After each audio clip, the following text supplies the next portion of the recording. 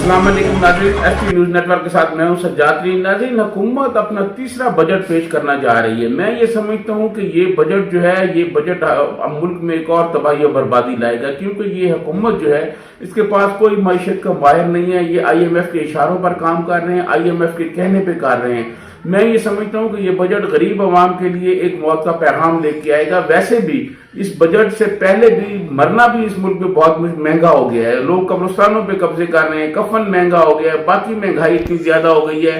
ये जो बजट आ रहा है ये IMF के फ्रेमवर्क के आ रहा है, और IMF के फ्रेमवर्क में जो भी बजट आएगा वो कोई आवाम को रिलीफ नहीं दे सकेगा, क्योंकि आलमी साम्राज्य और ये जो नाज़रीन, जैसे कि मैं बात कर रहा था, इस हुकूमत ने अपना बजट, तीसरा बजट बनाने के लिए शौकत तरीन साहब को ले आई। शौकत तरीन साहब वो हैं जो पहले ऑलरेडी पीपल्स पार्टी के साथ काम कर चुके हैं, IMF के भी काम कर चुके हैं।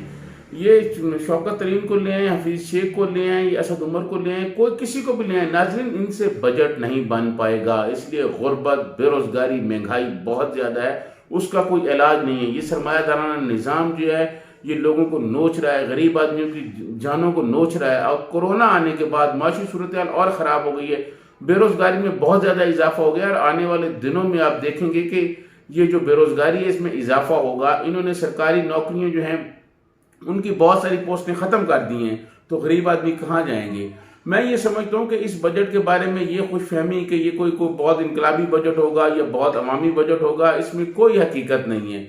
ये बजट भी एक जालमाना बजट होगा और उसी तरह का बजट होगा जैसे इस हुकूमत ने पहले 2 बजट पेश किए। और नाज़रीन, आजकल कौन सा बजट, ये तो हर रोज बजट पेश करते हैं। आप यकीन माने कि 15 दिन के बाद जब पेट्रोल की कीमतों में इजाफा होता है तो पूरे मुल्क में नीचे तक महंगाई इतनी खौफनाक हो जाती है। ये हुकूमत महंगाई रोकने में बिल्कुल नाकाम हुई है, और इनके वज़रा जो हैं वो सिर्फ अपोजिशन को गालियां देने के लिए और अपोजिशन पर सिर्फ तनकीद करने के लिए हैं। किसी के पास कोई प्लान नहीं है। मुल्क में करप्शन जो है, पीपल्स पार्टी और मुस्लिम लीग नून के दौर में जो करप्शन हो रही थी, जिसका करप्शन ढंढोरा किया जाता है, उससे कहीं ज्यादा 500% करप्शन बढ़ गई है। दवाइयों की कीमतें बढ़ गई हैं, खाने पीने की चीजें जो है उनकी कीमतें जो है कंट्रोल से बाहर हो गई हैं। और फिर दूसरी बात, ये हमारा मुल्क जो है ये तो शुगर प्रोड्यूसर मुल्क था, यहाँ तो चीनी पैदा होती थी, चीनी नहीं मिल रही लोगों को, इसलिए कि चीनी वाला माफिया जो है वो करोड़ों अरबों रुपए कमा रहा है, और माफिया के लोग सारे हुकूमत में बैठे हुए थे।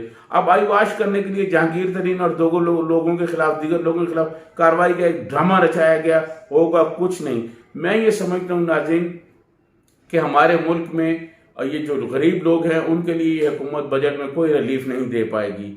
इस सूरत हाल ये है कि इस मुल्क के जो गरीब अवाम है, जो गरीब हैं, जो दुनिया भर के गरीब हैं, गरीब जो है इस मुल्क के लिए, उनके लिए नीला आसमान है। ये जो सरमायादार हैं, जो पैसे वाले लोग हैं, ये जो आर्टिस्ट हैं, ये फौजी जर्नैल हैं, ये जज हैं, ये पीले आसमान पर रहते हैं। इनको नीले आसमान के नीचे रहने वाले लोगों का कोई पता नहीं है। जब तक नीले आसमान वाले गरीब लोग ऊपर से पीले आसमान वाले लोगों को नहीं देखेंगे, इनकी हालत नहीं बदलेगी। पाकिस्तान के आज जो हालात हो गए हैं वो गुर्बत, बेरोजगारी और महंगाई की वजह से वो हालात हो गए हैं जो ज़ाहिर रूस की थे। नाज़रीन, मैं आइंदा आने वाले प्रोग्राम में ज़ाहिर रूस के हालात और आज के पाकिस्तान के हालात का भी मुआवजा करूंगा और सारी चीज़ें मैं आपके सामने रखूंगा, क्योंकि IMF के कहने पे जो बजट बन रहा है, अभी मैं बजट पे बात कर रहा हूँ, IMF के कहने पे जो बजट बन रहा है उस बजट से कैसे आप तवक्को रख सकते हैं कि उस बजट में कोई आवाम के लिए रिलीफ होगा।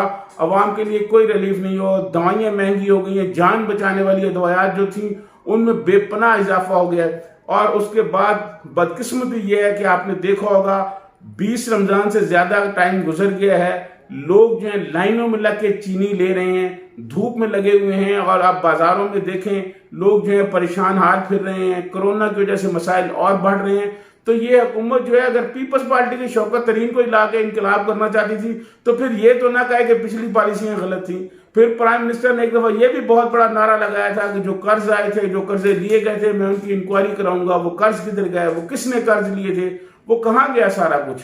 मैं ये समझता हूँ कि हुकूमत ने 3 साल अपने तीसरा बजट भी चोर चोर, करप्शन करप्शन, डाकू डाकू के नारे लगा के पूरा कर लिया।